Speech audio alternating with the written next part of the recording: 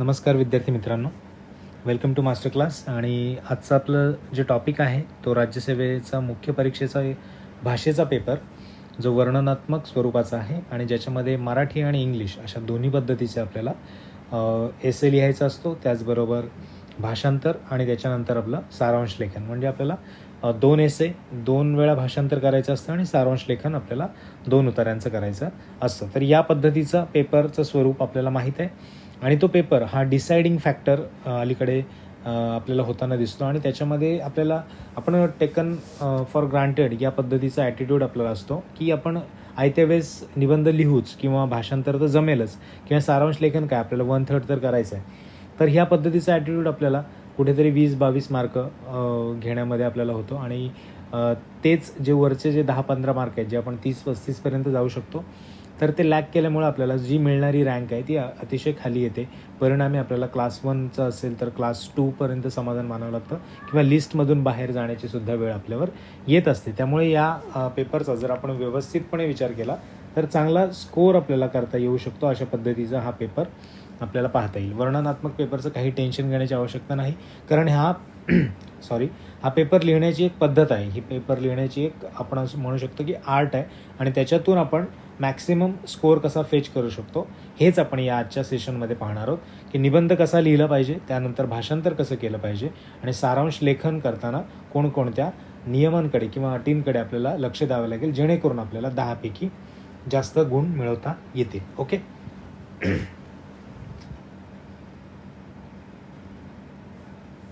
स्क्रीनवर तुम्ही पाहिलं तर राज्यसेवा मुख्य परीक्षा भाषा पेपर 1 याचं आपण ढोबळमानाने स्वरूप पाहिलेलं आहे. म्हणजे त्याची स्कीम, जी मार्क्सची स्कीम आहे ती कशा पद्धतीने येते की मराठीसाठी एक निबंध विचारला जातो आणि तो निबंध आपल्याला 2 विषय दिले जातात. त्या 2 विषयातून आपल्याला निबंध लिहिता येतो एक कोणता तरी, आणि त्याच्यात आपल्याला 25 गुणांसाठी तो एसे विचारला जातो. इंग्लिशसाठी सुद्धा सेम पद्धतीने आपल्याला 2 विषय दिले जातात, त्याच्यातून एक विषय निवडायचा असतो आणि तोच देखील आपल्याला 25 गुणांसाठीच विचारला जातो. त्यानंतर भाषांतर एक परिच्छेद दिला जातो आणि त्याला आपल्याला भाषांतरित करताना म्हणजे मराठी टू इंग्लिश किंवा इंग्लिश टू मराठी अशा पद्धतीने करायचं असतं आणि त्यासाठी 15 गुण असतात.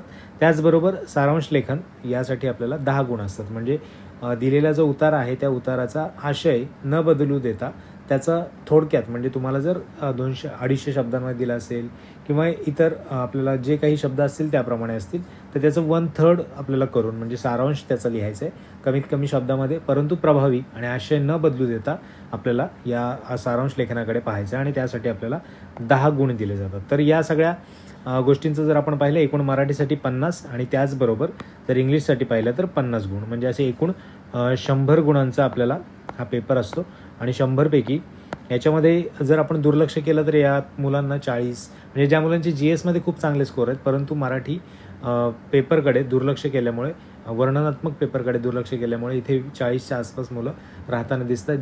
काही मुलांचं असाही स्कोअर असतो की खूप जास्त स्कोअर इथे मिळून जातात. का? कारण प्रॅक्टिस केलेली असते, त्या विषयाला त्यांनी तेवढा न्याय दिलेला असतो, निबंधाची तयारी असते, भाषांतराची व्यवस्थित ज्या काही गोष्टी आहेत त्या शिकलेल्या असतात, जेणेकरून तिथे त्यांना मॅक्सिमम स्कोअर करता येतो. तर आपण विषय आणखी न लांबवता आपण डायरेक्ट बघूयात की कशा पद्धतीने निबंध लिहायचं आहे, भाषांतर कसं करायचं आणि सारांश लेखन कसं करायचं आहे. ओके. तर निबंधाची सुरुवात करताना आपल्याला एवढं लक्षात घ्यायचं आहे की कोणताही निबंध म्हणजे याला बंधन नाही की याच प्रकारे असला पाहिजे किंवा एक असं काही साचेबंद एखादा फॉर्मॅट नाही आहे की ज्याच्यामध्ये तुम्हाला त्याच पद्धतीने एसे लिहायचं आहे, असं नाही. तर निबंध लिहिताना तुम्हाला तुमच्या पद्धतीने तुम्ही लिहू शकता, कोणत्याही स्टाईलने लिहा, कोणत्याही तुमची जी लिखाणाची स्टाईल असेल त्याला फक्त एक्स्ट्रीम होऊ द्यायचं नाही, कोणताही एसे हा एक्स्ट्रीम होऊ द्यायचा नाही. तर आपल्याला बॅलन्स करून चालायचं आहे, कोणताही एसे लिहिताना बॅलन्स करायचं आहे. पण बॅलन्स करत असताना लिखाणाच्या प्रवाहामध्ये वेळेचं बंधन पाळून आणि व्याकरणाच्या नियम अटी या सगळ्यांना जर आपण कन्सिडर केलं तर आपल्याला लिहिताना थोड्याशा अडचणी येतात. मग या अडचणी दूर करण्यासाठी आपण काहीतरी एक फॉर्मॅट डोक्यात ठेवून चालायचं आणि तो फॉर्मॅट काय करायचं आहे, फॉलो करायचा आहे. जर निबंध लिहायचा असेल, मला एखादा विषय लिहायचा असेल, मी पुढे एक विषय घेऊन तो एक्सप्लेन देखील केला आहे, तर त्याच्यामध्ये आपण पुढे पाहू. पण सध्या स्थितीला मी तुम्हाला एवढं सांगतो की इंट्रोडक्शन, एखादा विषय ज्यावेळेस तुम्हाला दिला जातो तर त्या विषयाचं इंट्रोडक्शन देणं गरजेचं आहे की तो विषय नक्की काय आहे, त्या विषयाची तुम्हाला जाण आहे का, तो विषय तुम्हाला नक्की कळलाय का, त्याचं आकलन तुम्हाला झालंय का, तर हे कळण्यासाठी जो पेपर चेकर असेल त्याला ते कळण्यासाठी इंट्रोडक्शनमध्ये आपल्याला त्या गोष्टी मांडायच्या आहेत, की जेणेकरून मला आशय कळला या निबंधाचा आणि त्या दृष्टीने मी लिखाणाला सुरुवात केलेली आहे. तर त्याच्यानंतर पुढे जात असताना आपल्याला काय बघायचं आहे, तर मेन बॉडी, त्याचा मुख्य भाग काय आहे तो आपल्याला पाहायचा आहे. म्हणजे याच्यामध्ये जर एखादा विषय दिला असेल तर त्याची आपल्याला काय करायचं आहे, एकूणच विश्लेषण करायचं आहे. विश्लेषण करत असताना त्याच्यात काय काय लक्ष द्यायचं आहे, त्याच्या समस्या काय आहेत, त्याच्यावर उपाय आहेत का, शासनाचे सध्या कार्यक्रम काय आहेत, त्याच्यानंतर तुमच्याकडे कोणती अशी इनोव्हेटिव्ह संकल्पना आहे का जी इम्प्लिमेंट केल्यामुळे ही समस्या दीर्घकाळापर्यंत आपल्याला टाळता येईल किंवा ती समूळ नष्ट करता येईल, अशा पद्धतीचं लिखाण तुमचं अपेक्षित असतं मेन बॉडीमध्ये. त्यात तुम्हाला काही तथ्य टाकायला लागतील, काही रिपोर्ट्स, अहवाल ज्यांना आपण म्हणतो, तर त्यांची आकडेवारी काय आहे का, निर्देशांक तुमच्याकडे आहेत का, आणि त्यांचा वापर करून तुम्ही तुमच्या स्टेटमेंटला एक सपोर्ट देऊ शकता. जे काही तुम्ही भाष्य कराल, जे काही वाक्य लिहाल, त्या वाक्यांना तुम्ही काय करू शकता, तर एक आधार देऊ शकता. अशा पद्धतीची तथ्य म्हणजे फॅक्ट्स, त्याचबरोबर तुम्ही पाहू शकता की अहवाल, निर्देशांक या पद्धतीने तुम्ही देऊ शकता. त्याचबरोबर काही सुभाषितं असतील, त्याचबरोबर काही आपण असं जर पाहिलं तर याच्यामध्ये काही थोर विचारवंत आहेत, समाजसुधारक आहेत, त्यांची स्टेटमेंट्स आहेत, त्यांचे काही लिखाण आहेत, त्यांचे काही पुस्तक आहेत, तर त्यांचा रेफरन्स देखील देऊन तुम्ही तुमच्या वाक्यांना काय देऊ शकता, जास्त वजन प्राप्त करून देऊ शकता. त्यानंतर तिसरा पॉईंट जो आहे तो कन्क्लुजन म्हणजे समारोपाचा.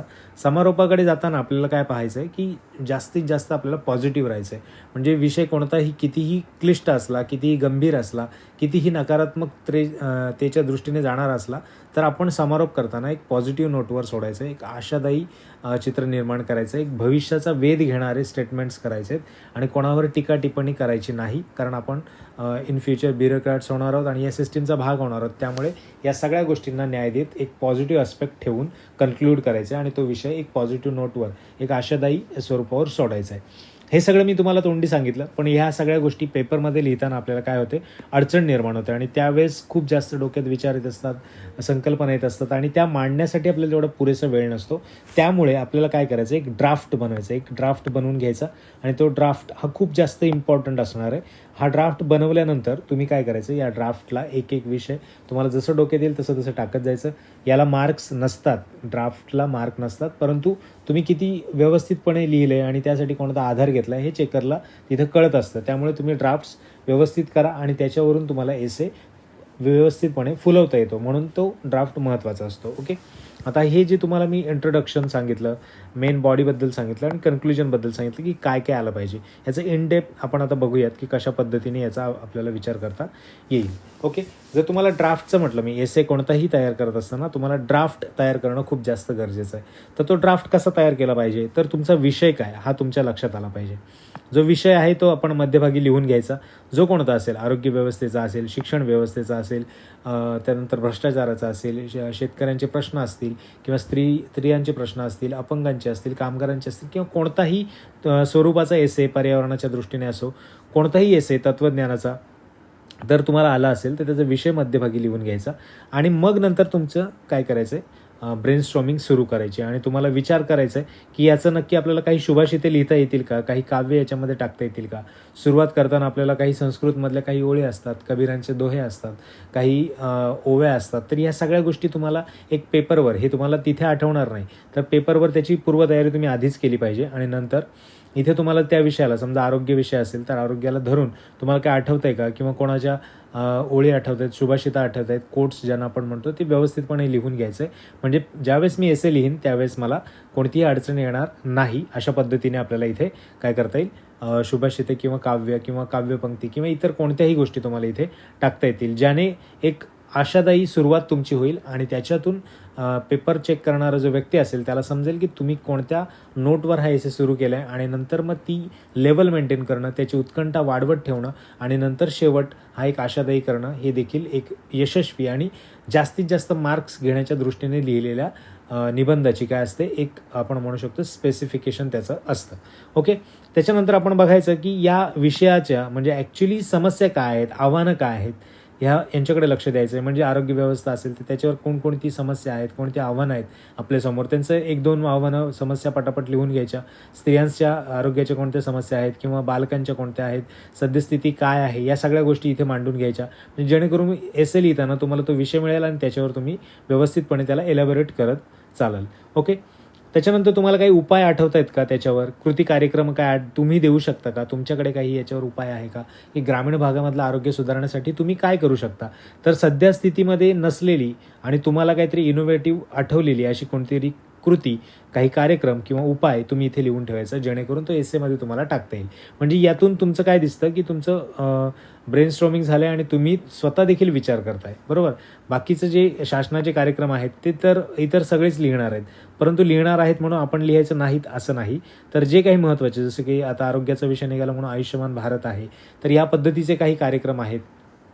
इथंही सगळ्या गोष्टी आपल्याला इथे टाकायच्या आहेत, बरोबर. जेवढ्या आठवतील तेवढ्या टाकायच्या, जास्तीत जास्त टाकण्याचा प्रयत्न करायचा नाही, नाहीतर मग एसे न राहता तो काय होऊन जातो, GSचा आपला ॲन्सर होऊन जातो. त्यामुळे त्याच्याकडे तेवढा व्यवस्थितपणे त्याला न्याय द्यायचा, जास्तीत जास्त लिहिण्याचा प्रयत्न करायचा, परंतु त्याला एक बॅलन्स असला पाहिजे, तो समतोल राखून लिहिला पाहिजे. नाहीतर शासनाचे कार्यक्रमच 2 पानं लिहिली आणि नंतर बाकीचा एसे 1 पान लिहिला, असं अजिबात चालत नाही. तो बॅलन्स असणं, तो संतुलन असणं जास्त गरजेचं असतं. ओके. त्याच्यानंतर पुढे आपण जर पाहिलं तर आपल्याला काही अहवाल, निर्देशांक वगैरे आठवतात. ते नुकतंच प्रदर्शित झालेले अहवाल, कोणती संस्था असेल, निर्देशांक, त्याच्यामध्ये भारताची क्रमवारी, महाराष्ट्राची क्रमवारी जर आठवत असेल आणि ते जर सपोर्टिंग म्हणून जर तुमच्या निबंधाच्या विषयाला येणार असतील तर मात्र त्यांचा नक्कीच याच्यामध्ये विचार करायचा, उल्लेख करायचा, जेणेकरून आपल्याला काय करता येईल, की त्याला एक सपोर्टिंग स्टेटमेंट म्हणून वापरता येईल. ओके. त्याच्यानंतर पुढे जर आपण पाहिलं तर तुमची म्हणजे आपण ज्यावेळेस कन्क्लुजनकडे जात असतो त्यावेळेस शाश्वत विकास ध्येय तुम्हाला पाठ असली पाहिजेत 17च्या 17. आणि त्याच्यामध्ये काय आहे, की तुम्हाला प्रत्येक प्रकारच्या एसेला जोडणारा कोणता ना कोणता तरी सस्टेनेबल डेव्हलपमेंट गोल असतोच. त्यामुळे आपल्याला त्या सस्टेनेबल डेव्हलपमेंट गोलचा देखील उल्लेख करायचा आहे. ओके. आणि नंतर फ्युचरिस्टिक तुमची रोल काय, फ्युचरिस्टिक तुमचा व्ह्यू काय आहे, ज्याला आपण वे फॉरवर्ड देखील म्हणतो. तर अशा पद्धतीने तुमची एक शेवटी भूमिका मांडून एक पॉझिटिव्ह नोटवर तुमचा एसे संपवायचा आहे. म्हणजे एकूणच जर तुम्ही ड्राफ्टचा विचार केला तर ड्राफ्टमध्ये तुमचा एसे तयार झालेला असतो. तुम्हाला फक्त काय करायचं असतं, तर याच्यामध्ये जे आपण पॉईंट्स लिहिलेत, ज्या काही गोष्टी आपण मांडल्यात, जे काही शासनाचे कार्यक्रम घेतलेत, उपाय घेतलेत, कृती कार्यक्रम, शाश्वत विकास, भविष्यवेधी भूमिका घेतली, या सगळ्यांना एक स्टँडर्ड फॉर्मॅटमध्ये पूर्णपणे एक 400 शब्दांमध्ये तुम्हाला मांडायचं असतं. तर तेवढी फक्त आपल्याला काळजी घ्यायची की विषय हाताळताना आपला आशय बदलणार नाही. जे काही अपेक्षित आहे पेपरमध्ये जे विचारले त्या पद्धतीनेच आपण पुढे लिहिणार, हे फक्त डोक्यात ठेवून या सगळ्या गोष्टींना आपण सुरुवात करायची. एकदा का ड्राफ्ट तयार झाला की त्याच्यानंतर तुमचा एसे हा फक्त आणि फक्त लिखाणाचं काम राहतं. तिथे तुम्हाला आठवण्याची आवश्यकता नाही. जर लिहित असताना जर काही एखादा खूपच एक्स्ट्रा ऑर्डिनरी पॉईंट आठवला तर तो तिथे देखील टाकायचं आहे. म्हणजे ड्राफ्टमध्ये घेतला नाही म्हणून एसेट टाकायचं नाही असं नाही. तर ड्राफ्ट हा तुमचा एक स्ट्रक्चर आहे जे तुम्हाला वाट दाखवतो, बरोबर. आणि पण तुमचा जो एसे मेन लिहायचा आहे तो तुम्हाला व्यवस्थितपणे फुलवतच जायचा आहे. ओके. तर ही रचना किंवा स्ट्रक्चर किंवा ड्राफ्ट तुम्ही काही म्हणा, पण आपल्याला एसे लिहिताना खूप जास्त इम्पॉर्टंट आहे आणि खूप जास्त आपल्याला मार्क्स देण्याच्या दृष्टीने देखील महत्त्वाचा ठरणारा असेल. त्यामुळे विषय लिहायचा आणि त्याच्यानंतर बाकीच्या गोष्टी सुरू करायच्या. ओके. नेक्स्ट पाहूयात. आता इंट्रोडक्शन म्हणजे नक्की काय काय करता येईल याच्यामध्ये. समजा एखादा विषय घेतला आपण, तर त्याच्यामध्ये इंट्रोडक्शनमध्ये काय टाकता येईल, तर काव्यपंक्ती तुम्ही टाकू शकता, बरोबर. त्याच्यानंतर काही सुभाषितं टाकू शकता, कोट्स लिहू शकता. काही स्वामी विवेकानंद आहेत, डॉक्टर बाबासाहेब आंबेडकर आहेत, किंवा इतर कोणतेही तुम्हाला अगदी अरिस्टॉटल, प्लेटो किंवा इतर कोणतेही जगातले विचारवंत आठवले आणि त्यांचा कोट जर तुम्हाला तिथं वाटला की या एसेला हा खूप जास्त समर्पक आहे, तर तुम्ही तिथे काय करू शकता, तो मांडू शकता. ओके. एखादं चित्रपट गीत जरी तुम्हाला आठवलं किंवा एखादा चित्रपट जरी आठवला की तो खूप जास्त आपल्याला इथे महत्त्वाचा ठरतोय, बरोबर.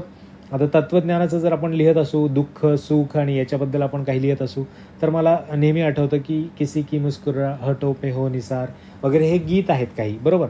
तर हे जुन्या चित्रपटांमध्ये आपल्याला गाणे आहेत ज्यांनी तत्त्वज्ञान सांगितले, बरोबर.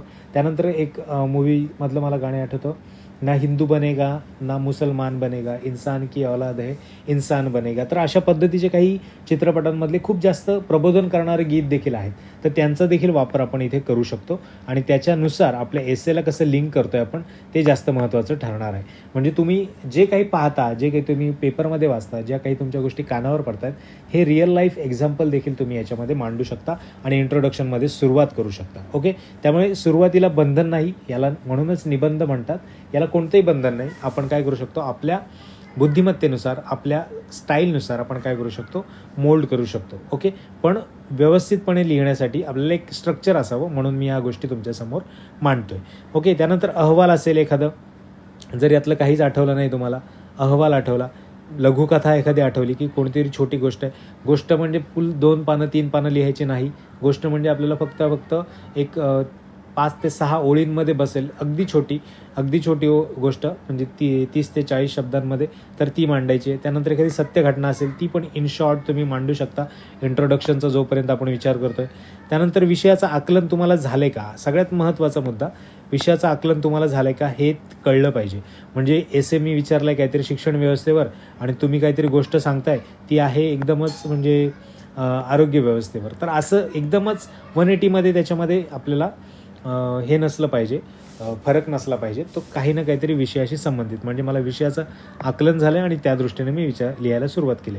MPSCची जी मुलं आहेत त्यांना विषयाचं आकलन ऑब्व्हियस होतं, म्हणून ते मेन्सला असतात आणि त्या दृष्टीने देखील लिहितात. परंतु मध्ये काहीतरी भरकटलेपणा येतो, तो येऊ नये म्हणून आपल्याला एक मुद्देसूद लिहिण्याची सवय ठेवायची आहे. ओके, त्याच्यानंतर सुरुवात जी आहे ना या गोष्टींमध्ये, आता आपण या 3 गोष्टींचं डिस्कशन केलं, तर याच्यामध्ये आपल्याला दिसतं की उत्कंठा वाढवणारी सुरुवात असली पाहिजे. ओके, उत्कंठा वाढवणारी सुरुवात असली पाहिजे. म्हणजे जो कोण एसे चेक करणार आहे किंवा जो कोणी तुमचं सारांश लेखन लिहेल, या सगळ्या गोष्टींमध्ये त्या प्रत्येक वाक्यगणित किंवा प्रत्येक त्याच्या स्टेटमेंट गणित त्याची उत्कंठा वाढत गेली पाहिजे की यांनी जे मांडलेले विचार आहेत किंवा यांनी मांडलेले जे थॉट्स आहेत या सगळ्या गोष्टींना न्याय देणारं हे सगळं स्टेटमेंट आहे. ओके, आता हे इंट्रोडक्शन किती लिहायचं, जर आपण 400 शब्दांचा एसे लिहितो, ठीक आहे, 400 शब्दांचा एसे लिहितो आणि इंट्रोडक्शनच आपली 200 शब्दांची असेल का, तर नाही. आपल्याला काय करायचं आहे, तर एक 50 ते 60 म्हणजे 40चा जर आपण विचार केला तर एक 50 ते 60 शब्दांमध्ये आपल्याला काय लिहायचं आहे, इंट्रो लिहायचं आहे. हा पूर्ण इंट्रो आपला किती असला पाहिजे, 50 ते 60, बरोबर. कन्क्लुजन पण आपल्याला 50 ते 60मध्येच लिहायचं, म्हणजे 120 शब्दांच्या आसपास, आणि 280 शब्दांमध्ये आपली मेन बॉडी आली पाहिजे. हे झालं इंट्रोडक्शनबद्दल, कशा पद्धतीने आपल्याला लिहायचं, काय काय त्याच्यामध्ये टाकता येईल, तर ही तयारी तुमची आधी असली पाहिजे. म्हणजे तुम्ही आत्ता ज्यावेळेस जानेवारीमध्ये पेपर देत असाल तर त्यावेळेस तुमची तयारी, तुमच्याकडे असे काही पेजेस पाहिजेत ज्याच्यावर सुभाषितं लिहिली पाहिजेत, ज्याच्यावर तुम्ही काव्यपंक्ती लिहिल्या पाहिजेत, ज्याच्यावर तुम्ही काही चित्रपटांचे गीत लिहिले पाहिजेत, तो चित्रपट कोणता आहे, या चित्रपटाचं दिग्दर्शन कोणी केलं, ही थोडक्यात माहिती असावी, जेणेकरून जास्त इम्पॅक्ट पडतो की ज्यावेळेस मी एखादं चित्रपटाचं गीत लिहितो त्यावेळेस या गोष्टी जास्त प्रभावी ठरतात. तर तुम्ही इंट्रोडक्शन करताना या सगळ्या गोष्टींचा जर वापर केला तर मला वाटतं की कोणताही पेपर चेक करणारा व्यक्ती तुम्हाला अगदीच कमी मार्क देणार नाही. हे मी का सांगतोय हे तुम्हाला शेवटी सांगेनच. ओके, त्याच्यानंतर पुढे जर आपण पाहिलं तर आपली जशी स्ट्रक्चर पाहिलं होतं त्याच्यामध्ये मेन बॉडी आपल्याला महत्त्वाची आहे. या मेन बॉडीमध्ये काय होतं की आपल्याला एक्झॅक्ट जी विषय आहे त्या विषयामध्ये काय प्रॉब्लेम्स आहेत, समस्या काय आहे, ती आपल्याला उलगडा त्याचा करायचा आहे. ही समस्या काय आहे, या समस्येचं स्वरूप काय, बरोबर, समस्येचं स्वरूप काय, ही समस्या वाढली तर कुठपर्यंत ही जाऊ शकते, म्हणजे याचा इम्पॅक्ट काय येऊ शकतो, बरोबर, इम्पॅक्ट काय येईल ते देखील आपल्याला म्हणजे पूर्णपणे त्या समस्येचं आपल्याला काय करायचं आहे, विश्लेषण करायचं आहे.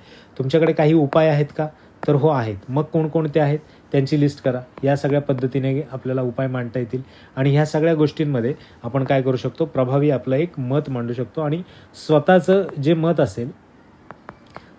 मत असेल ते स्वतःचं मत आपल्याला इथे काय करता येईल, मांडता येईल आणि त्यातून आपल्याला जास्तीत जास्त मार्क घेता येतील. ओके, सो या पद्धतीने देखील आपण काम करायचं आहे.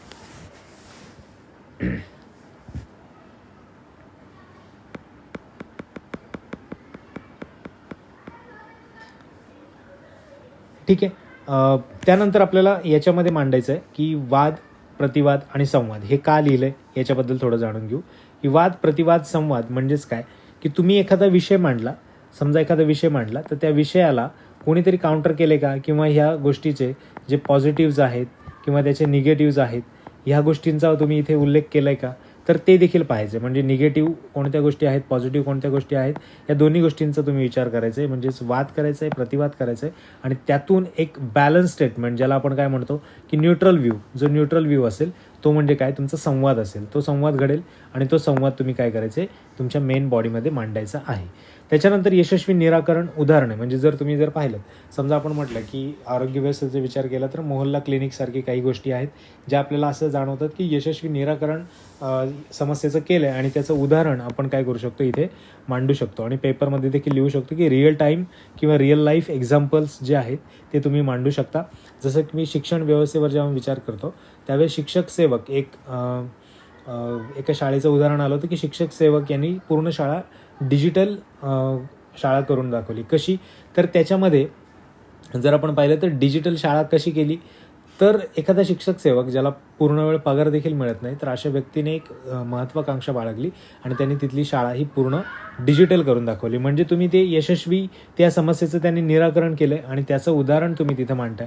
म्हणजे तुमची आजूबाजूला पाहण्याची जी काही दृष्टी आहे ती व्यवस्थित आहे आणि तुम्ही जास्त काय म्हणू शकतो आपण, क्युरियस वेने सगळ्या सिस्टीमकडे किंवा परिस्थितीकडे पाहताय, याचं ते प्रतीक असतं. म्हणून जे काही यशस्वी समस्येचं निराकरण झालेलं आहे त्यांची उदाहरणं देखील आपण इथे मांडण्याचा प्रयत्न करायचा, अगदी 2 ते 3 ओळींमध्ये.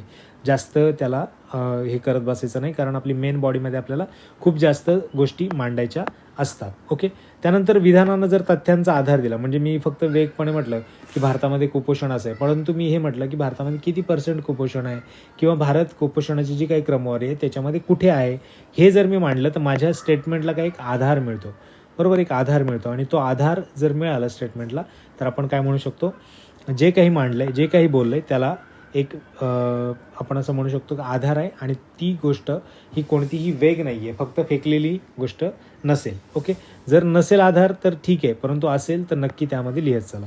त्याचबरोबर आपल्याला इथे मांडायचे की शासनाचे काही प्रयत्न याच्यामध्ये झालेले आहेत का, काही कार्यक्रम शासनाने आखलेत का, ते कार्यक्रम त्यांनी यशस्वी राबवलेत का, काही योजना आहेत का त्या राबवलेत का, काही धोरणं आहेत का, बरोबर, तर धोरणं पण राबवलीत का.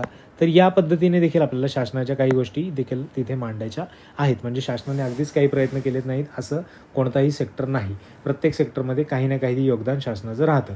ओके. तर त्यानंतर आपल्याला पुढे जर बघितलं आपण तर 250 ते 280 शब्दामध्ये आपल्याला मेन बॉडी लिहायची आहे. म्हणजे हे जे काही मी वर तुम्हाला मुद्दे मांडलेत हे सगळे मुद्दे आपल्याला कशामध्ये बसवायचे, 200 ते 250 शब्दांमध्ये.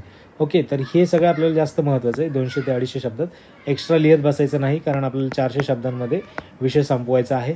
250 ते 280 म्हणजे उरले. समजा 280मध्ये तुम्ही हे सगळं बसवलं तर 60 आणि प्लस 60, बरोबर, हे 120. म्हणजे काय, तुमचे इंट्रोडक्शन, तुमचं कन्क्लुजन 120 आणि 280 बरोबर 400. म्हणजे तुम्हाला एवढ्या शब्दांमध्ये हे व्यवस्थितपणे बसवता आलं पाहिजे. या पद्धतीचा आपला अभ्यास असला पाहिजे.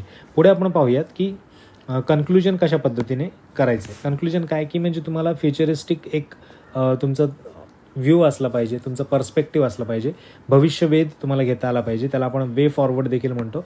तर वे फॉरवर्ड काय आहे तुमच्याकडे, या सिस्टीममधून, या परिस्थितीतून निघून तुमच्याकडे काही भविष्याचा वेध घेणारे काही स्टेटमेंट आहेत का, तर असतील तर त्या मांडा.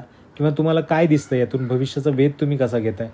पुढे जाताना फक्त नुसतंच टीका करून आला, असंच आहे, निगेटिव्हच आहे, चेंज होणार नाही, असं आहे तसं आहे, तर तुमचा एसे पूर्ण निगेटिव्ह बनतो. चेक करणारा आहे तो काय करेल की तुम्ही 25 मार्कापैकी तुम्हाला इथे 7 ते 8 मार्क टेकून देईल. कारण का, कारण तुम्ही इथे निगेटिव्ह जास्त लिहिलं आहे आणि त्यातून कळतं की या व्यक्तीचा टीका करण्याचा स्वभाव आहे, हा व्यक्ती निगेटिव्ह जास्त बघतोय. तर तुम्ही ब्युरोक्रेसीमध्ये जाता त्यावेळेस तुम्हाला योजना इम्प्लिमेंट करायच्या असतात, तुम्हाला कामं काही जी आहेत ती राबवायची असतात. त्यामुळे तुम्हाला त्याचं क्रिटिसिझम न करता तुम्हाला काय करायचं, पॉझिटिव्ह वेने, पॉझिटिव्ह ॲटिट्यूडने ती गोष्ट इम्प्लिमेंट करायची असते. त्यामुळे या सगळ्या गोष्टींना बॅलन्स करत चला. निगेटिव्ह लिहायचंच, म्हणजे अगदीच निगेटिव्हनं टीका होता कामा नये. आपल्याला फक्त त्यातल्या समस्या दाखवून द्यायच्यात आणि त्याच्यावर उपाय जास्त लिहायचे आणि नंतर मग वे फॉरवर्ड द्यायचं आहे. ओके. आशादायी असलं पाहिजे, सकारात्मक असलं पाहिजे, जसं मी तुम्हाला म्हटलं जास्त निगेटिव्ह होता कामा नये, पॉझिटिव्ह वे, ऑप्टिमिस्टिक व्ह्यू असला पाहिजे. त्यानंतर काही समाजाच्या दृष्टीने महत्त्वाच्या गोष्टी, त्याचबरोबर राष्ट्राच्या दृष्टीने महत्त्वाच्या गोष्टी, त्याचबरोबर मानवतेच्या दृष्टीने महत्त्वाच्या गोष्टी, या सगळ्यांना प्राधान्य तुम्ही द्यायचं आहे. म्हणजे कोणताही धर्मावरचा एसे असेल, कोणता जातीभेदावरचा एसे असेल, तर या सगळ्यांना आपण जागा कुठे न देता आपण मानवतेला जास्त प्राधान्य दिलं गेलं पाहिजे, त्यानंतर राष्ट्राला प्राधान्य दिलं गेलं पाहिजे, समाजाला प्राधान्य दिलं गेलं पाहिजे. त्यामुळे तुमचं प्रायोरिटीज ज्या आहेत इंग्लिश एसेमध्ये, या प्रायोरिटीज म्हणजे ह्युमॅनिटी असेल, नॅशनलिझम असेल, त्यानंतर सोसायटी असेल, तर यांना तुम्हाला प्रायोरिटीज देण्याची आवश्यकता असणार आहे. त्यानंतर मी जी सुरुवात केली ना, त्या सुरुवातीला जर जोडणारा माझा शेवट असेल तर उत्तम, म्हणजे एक सर्कल कंप्लीट झाल्याचं आपल्याला काय होतं फील येतं. म्हणजे मी इथं सुरुवात केली, काहीतरी एक गोष्ट सांगितली, त्या गोष्टींनी सुरुवात केली, पूर्ण एसे लिहिला, समस्या सांगितल्या, उपाय, शासकीय सगळी कामं वगैरे सगळं करत करत मी शेवटी येऊन या पॉईंटला मी जॉईन केलं आणि म्हटलं की अशा पद्धतीने मला या गोष्टी जाणवल्या आणि याची जर आपल्याला व्यवस्थितपणे व्ह्यू ठेवायचा असेल तर आपल्याला अशा कार्यक्रमावर काम करावं लागेल. हे एक पूर्ण सर्कल झालं म्हणजे काय होईल, तुमचा एसे कंप्लीट झाल्याचा आपल्याला भास होईल. 50 ते 60 शब्दांमध्ये अगेन हे संपवण्याचा प्रयत्न करायचा, जास्त त्याला ताणायचं नाही किंवा अगदी 2 ओळीमध्ये कन्क्लुजन लिहायचं नाही. 50 ते 60 शब्द आपल्याला लिहायचे, म्हणजे एक 50 ते 60 शब्द जर तुम्ही 5 शब्द एका ओळीमध्ये लिहित असाल तर तुमच्याकडे 5 ते 6 ओळींमध्ये तुम्हाला ही गोष्ट संपवायची आहे. तर हे झालं एसेबद्दल सगळं काही. सगळ्यात आपण सुरुवातीला पाहिलं की कशा प्रकारे आपल्याला ड्राफ्ट करायचं आहे. ओके, हा ड्राफ्ट कशा प्रकारे करायचा आहे, तो ड्राफ्ट तयार झाला की त्याच्यानंतर आपल्या इंट्रोडक्शनमध्ये काय लक्ष द्यायचं आहे, त्यानंतर आपल्या मेन बॉडीमध्ये कुठे आणि काय काय गोष्टी मांडायच्या आहेत, त्याच्यानंतर आपल्याला कन्क्लुजनमध्ये जाताना आपल्याला कुठे कुठे गोष्टींचा आपल्याला फायदा होणार आहे त्या गोष्टी आपण बघायच्या आहेत. ओके, त्याच्यानंतर मी जे तुम्हाला सुरुवातीला म्हटलं की कशा पद्धतीने एसे लिहायचा आहे, तर एसे लिहिताना हा मी एक आरोग्य व्यवस्थेवरचा ड्राफ्ट आहे आणि माझ्या यूट्यूब चॅनलवर टेलिग्राम चॅनलवर देखील मी तुमच्याबरोबर शेअर केलेला आहे. तर याच्यामध्ये आपण जर पाहिलं तर आरोग्य व्यवस्था, ही जी आरोग्य व्यवस्था हा टॉपिक आहे आणि मी त्याला कसा एक्सप्लेन केलेला आहे हे तुम्ही पाहू शकता. सुरुवातीला मी म्हटलं एक सुभाषित टाकले, त्याच्यात काय, आरोग्यम परम भाग्यम स्वास्थ्यम सर्वार्थ साधनम.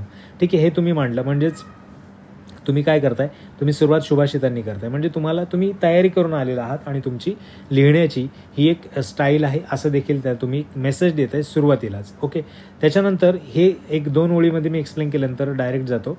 मुझफ्फरनगरमध्ये बिहारमध्ये जे काही 150 मुलांचा मृत्यू झाला होता ॲक्यूट इन्सेफेलिटिस सिंड्रोम या रोगामुळे, तर त्या गोष्टीकडे मी तिकडे जातो आणि काय करतो, तिथून सुरुवात करतो. म्हणजे मी डायरेक्ट एक स्टोरीला हात घालतोय आणि ती स्टोरी एक खूपच कमी म्हणजे 3 ते 4 ओळींमध्ये, आणि इथे आपण सुरुवात करतो सुभाषितांनी.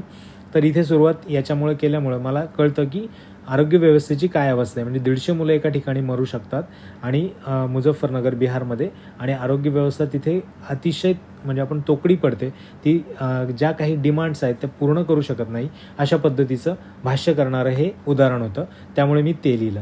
त्याच्यानंतर मूलभूत अधिकार, जर आरोग्य हे जर मूलभूत अधिकार असेल तर याच्यामध्ये राष्ट्राची उत्तरदायित्वाची भावना ही जास्त महत्त्वाची ठरते. म्हणजे ती आरोग्य सुविधा ज्या सुधारण्याच्या प्रमाणे त्यांच्यावर जो प्रेशर येईल तो खूप जास्त असेल, म्हणून मूलभूत अधिकार असावा हे एक स्टेटमेंट मी इथे केलेलं होतं.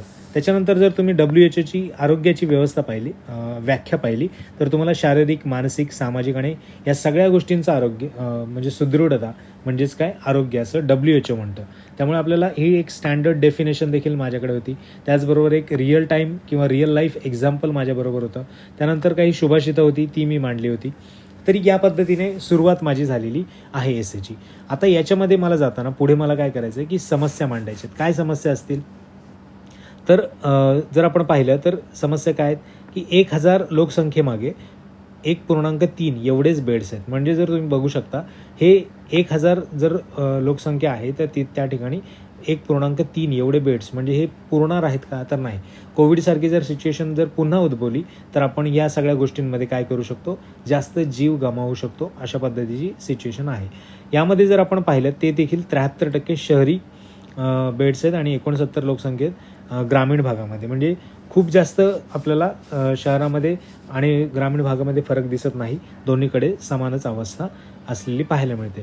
त्यानंतर जर आपण बघितलं शासनाचं GDP, एकूण GDP मधला 1.15 ते 1.5% एवढाच खर्च हेल्थकेअरवर होता. म्हणजे आरोग्य व्यवस्थेवर जर आपण पाहिलं तर एवढाच फक्त खर्च आपल्याला होताना दिसतोय, जो की किती झाला पाहिजे, जो झाला पाहिजे 6% आसपास. म्हणजे 6% आसपास होणारा अपेक्षित असलेला खर्च हा फक्त 1 ते 1.5% आहे. त्यामुळे आरोग्य व्यवस्थेवर किती मोठा ताण पडतोय किंवा इन्फ्रास्ट्रक्चर उभारणीवर किती ताण पडत असेल किंवा डॉक्टर्स यांच्या अपॉइंटमेंट्स करण्यावर किती ताण पडत असेल, या सगळ्या गोष्टींची तुम्हाला जाणीव होईल.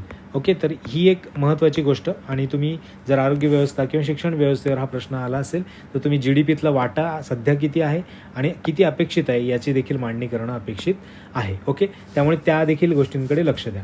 त्यानंतर एक डॉक्टर आहे, 1000 लोकसंख्येमागे एक डॉक्टर आहे, हे पुरेसं आहे का? तर अजिबात नाही. कारण तेवढा ताण आणि डॉक्टरचं देखील मेंटल हेल्थ आहे, त्याची पण शारीरिक हेल्थ आहे, या सगळ्या गोष्टींवर देखील त्याचा प्रभाव पडत असतो आणि जो निगेटिव्हच असणार. कारण आपण काय म्हणतोय, ह्या समस्या मांडतोय, बरोबर. त्यामुळे याचा देखील आपल्याला फरक पडेल. त्याचबरोबर समाजामध्ये काही स्टंटिंग वेस्टिंगसारख्या बालकांच्या समस्या आहेत, कुपोषणात आहेत. भारत हा सर्वाधिक कुपोषण आहेत, भारतामध्ये कुपोषणग्रस्त मुलं आहेत. त्यानंतर उघड्यावर शौचास बसणे, याच्यामुळे देखील काही रोग आपल्याला पसरलेले पाहायला मिळतात. पाण्यावाटे काही रोग पसरलेले पाहायला मिळतात. लसीकरणाचे काही अपुऱ्या सुविधा आहेत, बरोबर. इन्फ्रास्ट्रक्चर तेवढं अजून स्ट्रॉंग नाही.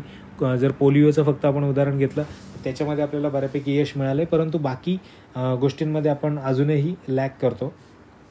त्याचबरोबर औषधं जी आहेत ती खूप जास्त खर्चिक आहेत आणि ज्या सुविधा आहेत दवाखान्याच्या किंवा इतर कोणत्या ट्रीटमेंटच्या त्या देखील अपुऱ्या आपल्याला पाहायला मिळतात. तर या आपण काय म्हणलं, या सगळ्या या पूर्ण समस्या आपण मांडलेल्या आहेत. आता एसे आपला पॉझिटिव्ह नोटवर सुरू झाला. त्यानंतर मी रिअल टाईम एक्झाम्पल टाकलं. त्यानंतर मी काय केलं, तर त्याच्या समस्या मांडल्या. आता याच्याकडे माझ्याकडे उपाय काय आहेत का? तर हो, नक्कीच. उपाय जर नसेन मी, तर मी फक्त आणि फक्त चुकाच काढतो किंवा टीकाच करतोय, म्हणजे विरोधी पक्ष नेत्याचं काम करतोय असं होईल. परंतु तुम्ही एक अधिकारी होणार आहात, तुमच्याकडे उपाय, समस्या जेवढ्या असतील त्याच्यापेक्षा 2 उपाय जास्तच आपल्याकडे असले पाहिजेत, बरोबर. तर इथे काय म्हटलं मी, 6% खर्च होणं अपेक्षित आहे. मोहल्ला क्लिनिक दिल्लीमध्ये जी काही राबवलेली संकल्पना आहे ती अतिशय योग्य आहे. ती पूर्ण भारतभर आपल्याला राबवली गेली पाहिजे. अखिल भारतीय आरोग्य सेवा, जसं की आपण IAS बघतो, ॲडमिनिस्ट्रेटिव्ह सर्व्हिसेस, त्याप्रमाणे हेल्थ सर्व्हिसेस देखील असली पाहिजे, ज्याच्यामुळे आपल्याला हेल्थ स्ट्रक्चर, हेल्थ इन्फ्रास्ट्रक्चर आपलं सुधारण्यामध्ये भर पडेल. त्याचनंतर आपण काय म्हटलं की आशा आणि अंगणवाडी ज्या काही आहेत त्यांची भूमिका देखील इथे इम्पॉर्टंट आहे आणि त्या तळागाळापर्यंत पसरल्यात, दुर्गम भागापर्यंत पसरल्यात. त्यामुळे त्यांचा जो रीच आहे किंवा जी अवेअरनेस पसरवण्याचा स्पीड आहे तो खूप जास्त आहे. त्यामुळे यांची भूमिका देखील खूप महत्त्वाची ठरणार. त्यांना ट्रेनिंग दिली गेली पाहिजे, त्यांना व्यवस्थितपणे वस्तू सुविधा या सगळ्या गोष्टी पुरवल्या गेल्या पाहिजेत, जेणेकरून ते ग्रामीण भागात अवेअरनेस पसरवतील. त्यानंतर काही योजना आहेत त्यांची अंमलबजावणी झाली पाहिजे, जसं की आयुष्यमान भारत, आभा कार्ड वगैरे या सगळ्या गोष्टी, बेटी बचाव बेटी पढाव यांसारखे काही आणखी 2-3 योजना तुम्ही जर मांडल्यात तरी पण पुरेशा ठरणार आहेत. मी फक्त 2 यासाठी मांडल्या, कारण जास्त हेवी व्हायला नको म्हणून मी 2 फक्त मांडलेल्या होत्या. ओके. त्यानंतर जर तुम्ही बघितलं, राष्ट्रीय आरोग्य धोरणं आहेत ते मी टाकलेले आहेत, बरोबर. आरोग्य धोरणांचं तुम्हाला वर्ष आठवत नसेल तर चालेल, काय आपल्याला काही GSचं पेपर लिहायचं नाही. जर नसेल आठवत तर ठीक आहे, पण आठवत असेल तर नक्की लिहा.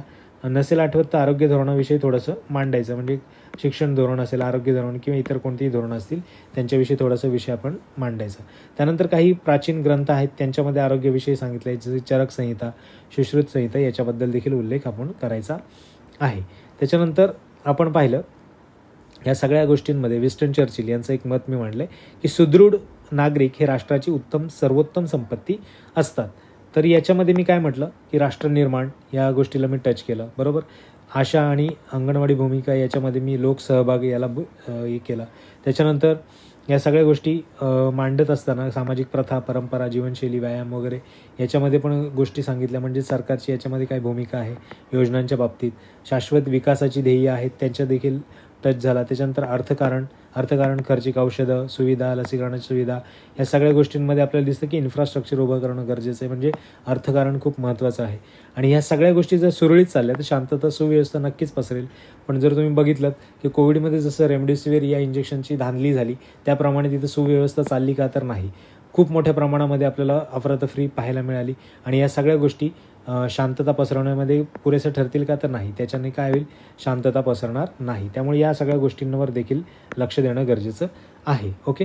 या सगळ्या गोष्टी म्हणजे तुम्ही ज्यावेळेस मांडता त्यावेळेस शेवटाकडे जाताना तुम्हाला विन्स्टन चर्चिल मांडणं, तुम्हाला सर्वे संतु सुखिनः सर्वे संतु निरामया या प्रकारची एखादी प्रार्थना म्हणणं किंवा त्या गोष्टीचं एक विश्वास देणं आणि आशादायी एंड करणं हे देखील महत्त्वाचं ठरेल. म्हणजे आरोग्य व्यवस्थेवरचा एसे या तुम्ही पॉईंट्सवर जर लिहिलात तर नक्कीच तुम्हाला या एसेमध्ये 20च्या आसपास मार्क मिळतील एक व्यवस्थितपणे, म्हणजे सादरीकरण पण तुमचं महत्त्वाचं ठरणार आहे, म्हणजे जे काही प्रेझेंटेशन असेल ते प्रेझेंटेशन तुमचं व्यवस्थित असलं पाहिजे, त्यावेळी तुम्ही 20 अराउंड जाऊ शकता. अदरवाईज तुम्हाला हे कुठे सफर करावं लागेल 12 किंवा 11, 10, म्हणजे तुम्ही या सगळ्या मार्कांमध्ये 7 ते 8 मार्क वाढवू शकता कधी, ज्यावेळेस तुम्ही व्यवस्थितपणे आणि या स्ट्रक्चरमध्ये पूर्ण एसे लिहिण्याची तयारी ठेवाल. ओके, सो मी तुमच्यासमोर हे मांडलं की कशा पद्धतीने आपल्याला जायचे, कोणकोणते विषय तुम्हाला हाताळायचे आहेत, कोणकोणत्या गोष्टी जशा काही उपाय आहेत, समस्या आहेत, काही सुभाषिता आहेत, त्याचबरोबर रिअल टाईम तुम्हाला काही एक्झाम्पल टाकायचे आहेत, तुमच्याकडे हे प्रभावी उपाय असले पाहिजेत, समस्यांना पण व्यवस्थितपणे सुसूत्रीकरण करून त्याचं लिहिलं पाहिजे. त्यानंतर इंटरनॅशनल लेवलला काही प्रयत्न आहेत का, जसे शासनाचे आहेत त्याप्रमाणे. त्याचबरोबर तुमच्याकडे पॉझिटिव्ह नोटवर संपवण्यासाठी काही आणखी सुभाषिता आहेत का, आणि कन्क्लुजनमध्ये या सगळ्या गोष्टींचा उल्लेख झालेला असला पाहिजे. तर अशा पद्धतीने एसे आपण पॉझिटिव्ह नोटवर संपवू शकतो. नेक्स्ट आपण पाहूयात की भाषांतर. भाषांतर हा एक खूप आपण म्हणू शकतो की महत्त्वाचा टॉपिक आहे आणि याच्याकडे दुर्लक्ष करतो. पेपरमध्ये गेल्यानंतर आपल्याला त्या गोष्टी व्यवस्थितपणे हँडल करता येत नाही, प्रेशर येतं, पेपर टायमिंगचं आपल्याला संतुलन राखायचं असतं, त्यामुळे हा महत्त्वाचा भाग याच्यामध्ये आपल्याला पाहायला मिळतो. भाषांतरमध्ये सगळ्यात जास्त इम्पॉर्टंट आहे की जे काही कीवर्ड्स आहेत, म्हणजे समजा एखादा पॅरेग्राफ तुम्हाला दिला, एक पॅरेग्राफ तुम्हाला विचारलं आणि त्याच्यामध्ये खूप सारे पॉईंट्स तुम्हाला मांडलेले आहेत, काही एखाद्या पॅरेग्राफमध्ये काही डिस्कशन केलेलं आहे, तर तुम्हाला त्यामध्ये फक्त एक नजर मारताना ओळखायचं आहे की हा कीवर्ड आहे, याच्यामध्ये हे कीवर्ड्स आहेत, बरोबर. हे कीवर्ड्स मला सापडले, समजा एखाद्या पॅरेग्राफमध्ये 5 कीवर्ड सापडले, तर पेपर चेक करण्याला काय अपेक्षित असतं, या 5 कीवर्डचं याने भाषांतर व्यवस्थित केलं आहे का, या 5 कीवर्डचं याने व्यवस्थित भाषांतर केलेलं आहे का. आता या 5 कीवर्डचं जर भाषांतर त्यांनी व्यवस्थित केलं तर ऑब्व्हियस आहे की त्याला या शब्दांचे अर्थ कळलेत, आणि अर्थ कळल्यानंतर आता हा भाषांतर लिहिणार आहे, बरोबर. तर भाषांतर लिहिताना ज्यावेळेस तुम्हाला एखाद्या शब्दाचा अर्थ, समजा म्हटलं मी 4 शब्दांचा अर्थ कळले, एकाचा कळला नाही, तर तुम्ही काय कराल, तर त्याला या वरच्या 2 ओळी, खालच्या 2 ओळी आणि त्या कुठे आलेला आहे तो शब्द, हे वाचून त्या शब्दाचा व्यवस्थितपणे अर्थ तुम्हाला मांडायचा आहे. जरी तो अर्थ नसला तरी पण तुम्हाला त्या अर्थाच्या जवळ जाणारा तुमची काहीतरी थॉट प्रोसेस असली पाहिजे. अदरवाईज त्याचा विरुद्धार्थी शब्द लिहून आलात तर मात्र तुम्हाला लॉस होऊ शकतो. त्यामुळे जे काही मी इथे तुम्हाला 5 म्हटले, ते एखाद्या पॅराग्राफमध्ये 10 असतील, 15 असतील, तर अशा पद्धतीचे कीवर्ड्स यांचे तुमचे शब्द भाषांतर आले पाहिजेत. बाकीचे इज, वॉज, वेअर हे सगळ्या गोष्टी व्याकरणाच्या दृष्टीने तुम्हाला व्यवस्थित लिहिता येतातच, फ्लो राखता येतो, पण आपल्याला ज्या काही महत्त्वाच्या आणि जे काही आपल्याला मार्क्स मिळून देणाऱ्या ज्या गोष्टी असतील, जे कीवर्ड्स असतील, ते व्यवस्थितपणे उचलायचे आहेत आणि त्यांचे भाषांतर करायचं आहे. काळाचं व्यवस्थितपणे भान ठेवायचं आहे, म्हणजे इज असेल आणि त्याचं वॉच केलं, एवढं ब्लंडर करायचा नाही, जो आहे त्याप्रमाणे चालू द्यायचं. ओघवती भाषा आणि प्रभावी अशी असली पाहिजे, म्हणजे त्याच्यामध्ये काहीतरी एकदम इडियम फ्रेजेस वापरून लिहिलं आहे आणि तुम्ही खूपच साधं एकदम आळणी लिहिताय, तर तसं नसलं पाहिजे, ते प्रभावी असलं पाहिजे. त्याच्यामध्ये जर इडियम फ्रेजेस वापरलेत तर त्या पद्धतीचं तुमच्याकडे भाषांतर देखील असलं पाहिजे. दुसरी गोष्ट सादरीकरण, म्हणजे तुम्ही खूप जास्त खाडाखोड करताय का, खूप तुम्ही लिहिताना सारखं विचार करताय, खोडताय, पुन्हा लिहिताय, किंवा एकावरच एक दुसरा शब्द लिहिताय, अशा प्रकारचं तुमचं लिखाण आहे का, तर तिथे देखील तुम्हाला मार्क कमी येतील. सादरीकरण राखायचं, किमान खाडाखोड करायची नाही, नीट आणि क्लीन लिहायचं, सुटसुटीत लिहायचं. आपल्याकडे पेपर खूप मोठा असतो, त्यामुळे या गोष्टीला जास्त प्राधान्य द्या. त्यानंतर परिच्छेद लक्षपूर्वक पाहणे, म्हणजे लक्षपूर्वक जर तुम्ही पाहिलं नाही, जर 2-3 ओळी जर तुम्ही स्किप केल्या, तर तुम्हाला त्याच्यामध्ये काय होऊ शकतो, तो जो लॉस होऊ शकतो. म्हणजे स्किप केलेलं ज्या एखादी ओळ, किंवा आपण कधी कधी इथे वाचतो आणि नंतर डायरेक्ट इथे सुरू करतो, म्हणजे मधली ओळ स्किप झालेली असते, तर त्या गोष्टी करायच्या नाहीत. असे छोटे छोटे चुका करायच्या नाहीत, जेणेकरून आपल्याला काय करते, लक्षपूर्वक जर वाचलं तर तुम्हाला तिथे पण मार्क मिळून जातात. म्हणजे याच्यामध्ये पण तुम्हाला जे काही 15 मार्क आहेत त्याच्यापैकी 10 मार्कांच्या आसपास जाण्याची खूप चांगली संधी असते. 10 प्लस देखील काही मुलं जातात, परंतु 9 ते 10 मार्क हे खूप चांगले समजले जातात भाषांतरामध्ये. आपण जर पाहिलं तर आपल्याला ॲव्हरेज मार्कांपेक्षा थोडंसं 1-2 मार्क जास्त असणं गरजेचं असणार आहे. त्यामुळे भाषांतर करत असताना कीवर्ड्सवर लक्ष द्यायचं, जे महत्त्वाचे शब्द आहेत, काळ बदलू द्यायचा नाही, भाषा प्रभावी असली पाहिजे, ओघवती असली पाहिजे, सादरीकरण व्यवस्थित पाहिजे, आणि परिच्छेद आपण व्यवस्थित वाचायचे, जेणेकरून काही स्किप होणार नाही. ओके, त्यानंतर पुढचा आपला पार्ट आहे तो म्हणजे सारांश लेखन. याला 10 मार्क असतात आपल्याला. आता याच्यामध्ये लिहित असताना तुम्हाला मी उदाहरण देऊनच सांगतो की जर तुम्ही इथे पाहिलं तर तुम्हाला दिसेल की ह्या पेपरमध्ये या विद्यार्थ्यांनी कसं लिहिलं आहे, मध्ये लिहिलं आहे. म्हणजे तुम्ही जर बॉक्समध्ये पाहिलं तर मध्ये लिहिलेलं आहे, बरोबर. तर याच्यामध्ये न लिहिता तुम्ही काय लिहायचं, या ओळीवर लिहायचं आहे. म्हणजे इथे जी काही ओळ तुम्हाला दिलेली आहे, या ओळीवर, ही तुटक जी ओळ आहे तर याच्यावरच तुम्हाला लिहायचं आहे. इथे मी त्याला रिमार्क देखील दिलेला आहे पेपर चेक करताना. त्यामुळे तुम्ही लक्षात ठेवायचं की इथे आपल्याला या ओळीवर लिहायचं आहे. जर तुम्ही विषय म्हणजे शीर्षक देत असाल तर शीर्षक देखील तुम्हाला या 4 बॉक्समध्ये देण्याचा प्रयत्न करा. म्हणजे तुम्हाला जर 6 शब्दांचा शीर्षक आठवला तर तो इथे 2 ॲडजस्ट करता, इथे तुम्ही 2 ॲडजस्ट करता, इथे एक, इथे एक. तसं होऊ न देता जेणेकरून प्रभावी आणि एकदम व्यवस्थित समर्पक असा शीर्षक जो आहे तुम्हाला काय करायचं आहे 4 शब्दांमध्ये मांडायचं आहे. म्हणजे मनःशांती सुखाचा उत्तम मार्ग. मी करेक्शन दिलं होतं की मनःशांती सुखाचा सर्वोत्तम मार्ग. जर आपण तुम्ही पाहिलं आता उत्तम मार्ग आणि सर्वोत्तम याच्यामध्ये काय फरक आहे. सर्वोत्तम म्हणजे मी काय म्हणतो की त्याच्यामध्ये जर गोष्टी काही अशा मांडल्यात की खूप जास्त त्याचा सुखावर परिणाम झाला आहे कसला मनःशांतीचा, तर तो एक सर्वोत्तम मार्ग असेल. म्हणून मी त्या गोष्टी तिथे सर्वोत्तम सांगितलं. त्यामुळे आपल्याला 4 शब्दात जर मांडला तर आपण वरच्या ओळीवर न लिहिता इथे लिहिला तरी पण चालेल किंवा वरच्या ओळीवर लिहिला तरीसुद्धा चालेल. म्हणजे काय होईल तुम्ही इथे वरच्या ओळीवर लिहिलात की तुम्हाला एक गोष्ट कळेल की तुम्ही ज्यावेळेस इथे लिहायला सुरू कराल त्यावेळी तुम्हाला अडचण होणार नाही. जर इथे मी म्हटलं की मनःशांती जर असं लिहिलं इथे, ठीक आहे, आणि नंतर जीवनात लिहायला गेलो या ओळीवर, तर काय होईल हे 2 एकमेकांना ओव्हरलॅप करतील. बरोबर, हे 2 एकमेकांना काय करतील, एक सेकंड,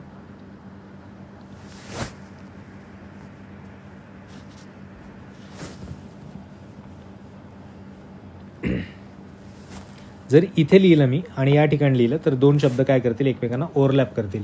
तसं होऊ नये म्हणून मी काय करायचं आहे हे पुढे वर लिहायचं आहे जेणेकरून आपल्याला काय करता येईल इथे लिहित असताना कोणतीही अडचण येणार नाही. त्यामुळे सुरुवात इथूनच करायची कारण इथे तुम्हाला 10 म्हटले म्हणजे या सगळ्या बॉक्समध्ये तुमचे 10 शब्द बसणार आहेत असं अपेक्षित करून. म्हणजे इथे 5 वरती आणि या इथे 5. इंग्लिश लिहित असताना मात्र तुम्ही काय करायचं याच्या या ओळीवर लिहायचं. म्हणजे इथून सुरू करताना मला इथे लिहावं लागेल सुरुवात, मराठी लिहिताना इथे सुरुवात करायला लागेल. हे तुम्हाला माहीत आहे परंतु पुन्हा एकदा का सांगतोय कारण जेणेकरून त्याच्यामध्ये काही कन्फ्युजन राहू नये आणि आपल्याला लिखाण करताना जास्त व्यवस्थितपणे लिहिता येईल. त्यानंतर ज्याप्रमाणे एक एक शब्द एक एक बॉक्समध्ये लिहिले त्याप्रमाणेच लिहायचं आहे. 2 शब्द एकामध्ये टाकायचे नाहीत किंवा अगदीच एकदमच स्वल्पविरामाला फक्त एक बॉक्स दिला असं नाही, तर एकत्रितपणे लिहत चला याप्रमाणे. बरोबर, तर तुम्हाला काय कळेल की विरामचिन्ह देखील तुम्हाला ती व्यवस्थितपणे तिथेच वापरता येतील. जसं विरामचिन्हे शब्दांबरोबर लिहायची, चौकट मोडायची नाही. जसं तुम्हाला सांगितलं ओळीवर लिहा. इंग्लिश मराठी असेल तर असं लिहा, बरोबर, मराठी असेल तर असं लिहा, ओके, इंग्लिश असेल तर मात्र या ओळीवर लिहिण्याचा प्रयत्न करा जेणेकरून काय होईल तुम्हाला त्याचा व्यवस्थितपणे तुम्ही लिहिले आणि प्रेझेंटेशन तुमचं चांगले म्हणून देखील काही मार्क मिळू शकतात. शीर्षकाबद्दल तुम्हाला सांगितलं त्याप्रमाणेच लिहा. शीर्षक 4 शब्दांमध्ये लिहिण्याचा प्रयत्न करा आणि चौकटीतच लिहा. त्यानंतर काही मूळ शब्द जे आपण म्हणतो की मूळ शब्द आहेत याच्यामध्ये, तर खाली ज्यावेळेस तुमचं हे सारांश लेखन लिहून होईल तर खाली एक बॉक्स करून मूळ शब्द, बरोबर, आणि त्यानंतर तुमचं सारांश लेखन केलेले शब्द. म्हणजे मूळ शब्द आपण असं म्हणू शकतो की 240 आहेत तर सारांश लेखन केलेले समजा माझे 80 झाले तर मी इथे मांडले. तर हे लिहा कारण का चेक करणाऱ्याला ते बरं पडतं की त्यांनी मूळ शब्द 240 आणि हे म्हणजे 1/3 केलं आहे आणि आता त्यांनी जो काही आशय सांगितला आहे तो या सगळ्याच याच्यामध्ये कव्हर केला आहे का हे चेक केलं जाईल. म्हणजे आपल्याला बऱ्यापैकी मार्क्स तिथे मिळण्याची शक्यता असते. ओके, त्याचबरोबर आपण काय मूळ विषय आणि आशय या 2 गोष्टी सोडायच्या नाहीत. म्हणजे आपल्याला पॅराग्राफ दिला आहे 1/3 करण्यासाठी एखादा आपण म्हणून सुखाचा विषय दिलेला आहे आणि आपण तो आशय सोडून आपण गेलो भलतीकडेच आणि दुःखाबद्दल जास्त लिहिलं तर तसं होता कामा नये. म्हणजे त्याच्यामधला जो गाभा आहे त्याचा तो सोडायचा नाही, तो उचलायचा आणि आपल्या भाषेमध्ये आपल्या शब्दामध्ये सोप्या साध्या शब्दांमध्ये आपण मांडायचं आहे आणि आपला सारांश लेखन पूर्ण करायचं आहे. तर ह्या सगळ्या काही अटी आणि नियमांमध्ये लिहिलं की 10 पैकी 8च्या आसपास 7 हे चांगले मार्क समजले जातील. 8+ देखील आपल्याला इथे मिळताना दिसतात. या सगळ्या गोष्टी मी तुम्हाला यासाठी सांगतोय की जे या झालेल्या मागच्या पेपरमध्ये मराठी डिस्क्रिप्टिव्ह या पेपरमध्ये 38 जे की खूप आउटस्टँडिंग मार्क्स आहेत हे मला मिळाले. त्यामुळे मी या सगळ्या गोष्टी तुमच्याबरोबर शेअर करतो जेणेकरून तुम्हाला देखील अशाच पद्धतीने फायदा व्हावा. ह्या सगळ्या म्हणजे आपण आत्तापर्यंत जे काही अर्धा पाऊण तास बोलतो आहे याच्या मागं हा उद्देश आहे. त्यामुळे तुम्ही लक्षात ठेवायचं आहे की एसे रायटिंग असो, सारांश लेखन असो किंवा ट्रान्सलेशन असो, दोन्हीमध्ये कशा पद्धतीने काम करता येईल. तर अशा पद्धतीने मी केलेलं आहे. टेलिग्रामवर आपल्यातले बरेपैकी मुलं मला एसे चेक करण्यासाठी पाठवतात आणि त्यांना देखील मी सेम डेला एसे चेक करून पाठवलेत. त्यामुळे खूप जास्त लिखाणाला देखील मदत होते. जर तुमच्यापैकी तुम्ही लेक्चर ऐकणारे जर कोण ऐकत असाल तर जो काही टेलिग्राम चॅनलची लिंक डिस्क्रिप्शनमध्ये आहे त्याच्यावर तुम्ही मला एसे देखील तुम्ही पाठवू शकता आणि जेणेकरून तुमचा एसे प्रभावी आणि व्यवस्थितपणे होईल या सगळ्या गोष्टीतून तुम्ही पाहून घ्यायचं आहे. ओके. जर लेक्चर तुम्हाला व्यवस्थित वाटलं असेल तर कमेंट करून नक्की कळवा. लाईक करा, आपल्या काही मित्रांबरोबर शेअर करा आणि सबस्क्राईब करा की जेणेकरून आपल्याला पुढे देखील असे काही ज्या सेशन्स होतील तर तुम्हाला नोटिफिकेशन मिळेल त्याचं. ओके. सो आपलं हे यूट्यूब चॅनल नक्की सबस्क्राईब करा आणि आपल्या मित्रांबरोबर शेअर करत चला.